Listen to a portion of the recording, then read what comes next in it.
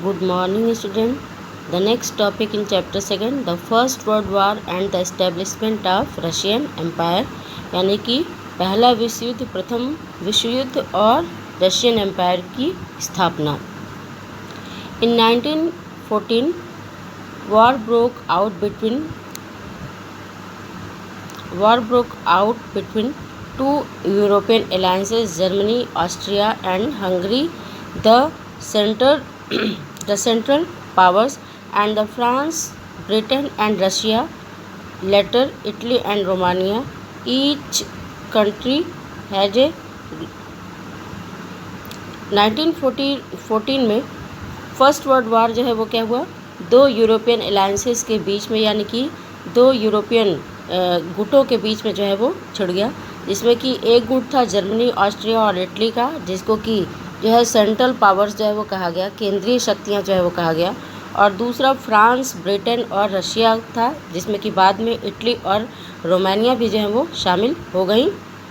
तो दूसरा गुट जो था वो फ्रांस, ब्रिटेन और रशिया का जो है वो था। ईच कंट्री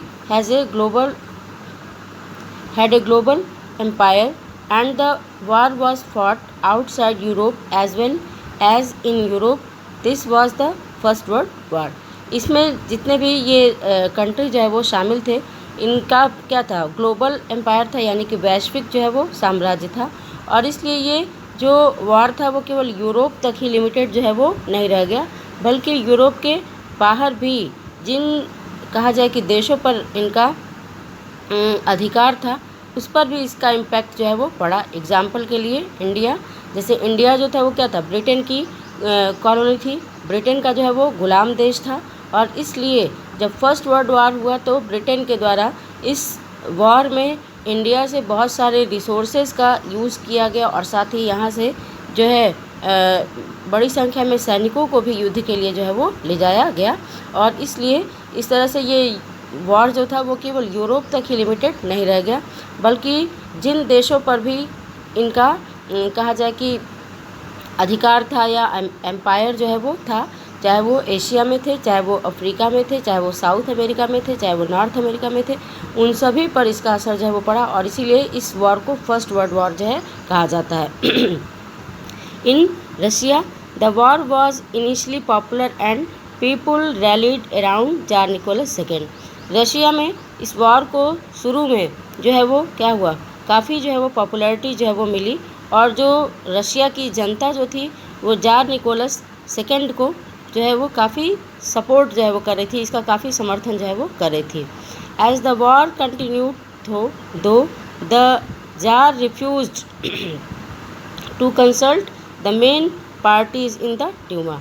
जैसे जैसे युद्ध जो है वो क्या हुआ, लंबा जो है वो खिंचता रहा, युद्ध जो है वो चलता रहा, जार निकोलस सेकेंड के द्वारा ड्यूमा में अदर जो पॉलिटिकल पार्टियां थीं उनसे किसी भी तरह की सलाह लेना उसके द्वारा बंद जो है वो कर दिया गया। सपोर्ट वोर देन एंटी जर्मन सपोर्ट वोर थिन, और इस तरह से जार को उनका समर्थन भी जो है वो क्या हुआ, धीरे धीरे कम जो है वो होने लगा। एंटी जर्मन सेंटिमेंट्स रैन हाई, और रशिया में जर्मनी के विरोध में भावनाएं जो है वो क्या हो गई, जो है वो बढ़ने जो है वो लगी, यानी कि लोग जर्मनी से नफरत जो है वो करने लगे। As can be seen in the renaming of Saint Petersburg a German name as Petrograd, और इसको इस तरह से देखा जा सकता है कि रशिया में जो सेंट पीटर्सबर्ग शहर था उसका नाम जो सेंट पीटर्सबर्ग था वो क्या था, जर्मन नेम था। तो रशिया के लोग जर्मनी से इतने ज़्यादा नाराज़ थे, वहाँ पर एंटी जर्मन सेंटिमेंट्स इतने ज़्यादा जो है वो क्या हो गई थी, हाई हो गई थी, बढ़ गई थी, कि उन लोगों के द्वारा सेंट पीटर्सबर्ग का नाम चेंज करके उसका नाम पेट्रोग्रेड जो है वो रख दिया गया। The tsarina Alexandra, German origins and poor advisors, especially among called Rasputin, made the autocracy unpopular. जो जार निकोलस सेकेंड की वाइफ जारीना थी, जिसका नाम क्या था, अलेक्जेंड्रा था, वो जर्मन मूल की ही थी, और जो उसका कहा जाए कि दूर एडवाइज़र था रासपुटिन, जिसके बारे में हम लोग शुरू में पढ़ चुके हैं कि जो है जार निकोलस सेकंड के ऊपर उसकी वाइफ जारीना और जो उसके कोर्ट में रहने वाला जो मॉन्क था रासपुटिन, इसका बहुत ज़्यादा क्या था प्रभाव जो है वो था। इन दोनों ने ही क्या किया और जो है इसको अपने कहा जाए कि इसके शासन को और ज़्यादा, राजशाही को और ज़्यादा क्या किया, मोनार्की को और ज़्यादा अनपॉपुलर जो है वो बना दिया, अलोकप्रिय जो है वो बना दिया। The first world war on the eastern front deferred from that on the western front.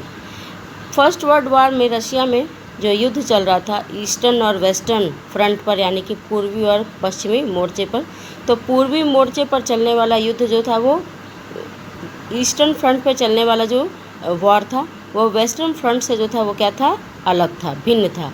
In the west armies fought from the trenches stretched along eastern France. Western front पर जो रशियन आर्मी थी वो tranches से, यानी कि खाइयों से रह करके जो है वो खाइयों से रह वेस्टर्न फ्रंट पर जो रशिया की आर्मी थी वो फ्रांस की पूर्वी सीमा पर बनी हुई खाइयों से युद्ध जो है वो कर रही थी। In the east आर्मीज moved a good deal and fought battle living large casualties.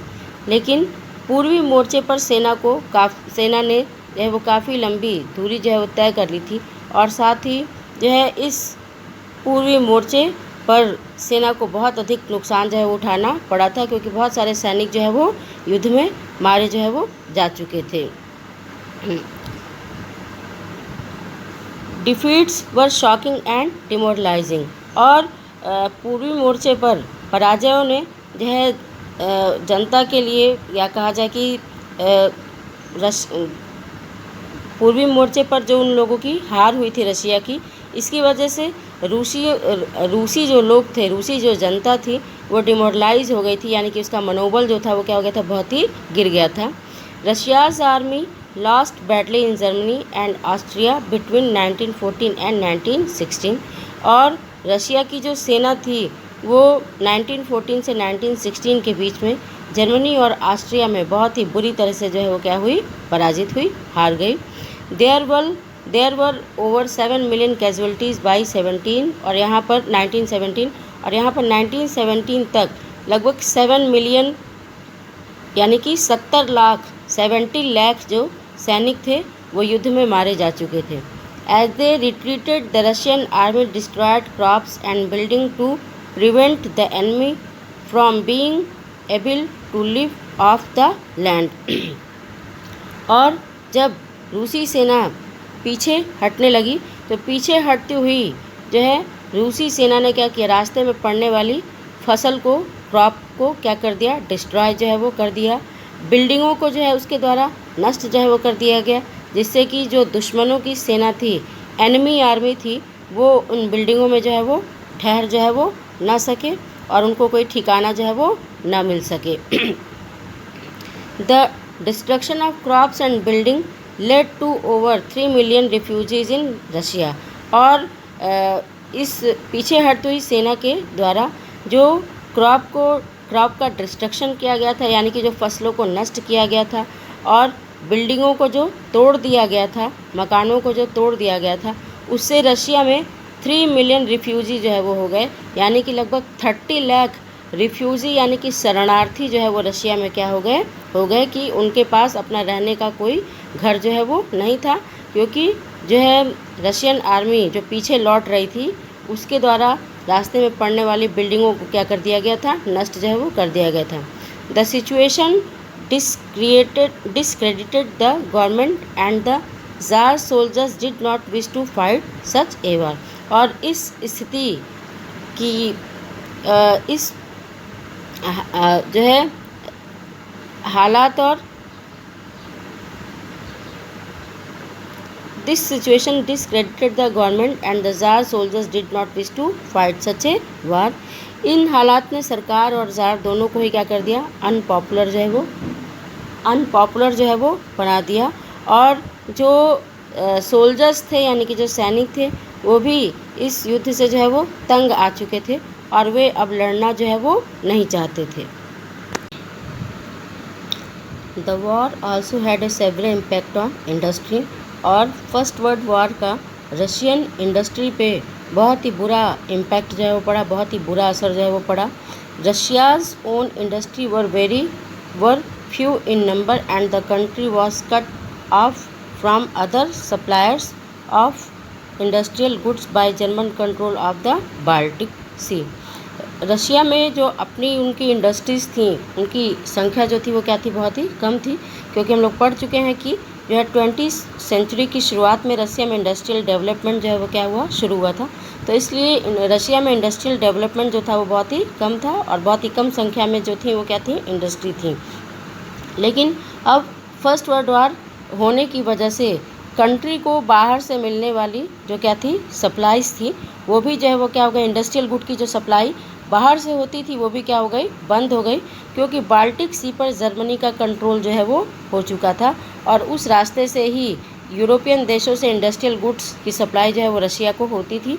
तो इसलिए बाल्टिक सी पर जर्मनी का कंट्रोल होने की वजह से इंडस्ट्रियल गुड की सप्लाई जो है वो रशिया को क्या हो गई, बंद हो गई। Industrial equipment disintegrated more rapidly in Russia than elsewhere in Europe. Europe के अन्य किसी देश की तुलना में रशिया में जो इंडस्ट्रियल इक्विपमेंट थे वो बहुत ही तेज़ी से क्या होने लगे, बेकार जो है वो होने लगे। By 1916 railway lines began to broke down. 1916 तक 1916 तक रशिया में रेलवे की लाइनें जो थी वो क्या हो गई, टूटने लगी। Able bodied main were called up the war. जो कहा जाए कि जो मजबूत पुरुष थे, कहा जाए कि शारीरिक दृष्टि से, उन सभी लोगों को युद्ध में जो है वो क्या कर लिया गया, बुला लिया गया। फर्स्ट वर्ल्ड वॉर में रशिया की तरफ से युद्ध लड़ने के लिए बुला लिया गया। As a result there were labour shortage and small workshop producing essential were shut down. और इसका रिज़ल्ट ये हुआ कि रशिया में इंडस्ट्रियों में काम करने वाले लेबर की शॉर्टेज जो है वो हो गई, यानी कि मज़दूरों की कमी जो है वो पड़ने लगी। और जो छोटे छोटे वर्कशॉप जो कि इसेंशियल गुड्स को प्रोड्यूस जो है वो करते थे, यानी कि आवश्यक वस्तुओं का प्रोडक्शन जो छोटे छोटे वर्कशॉप, छोटे छोटे कारखाने करते थे, वो मज़दूरों की कमी की वजह से क्या हो गए, बंद जो है हो गए। Large supplies of grain were sent to feed the army.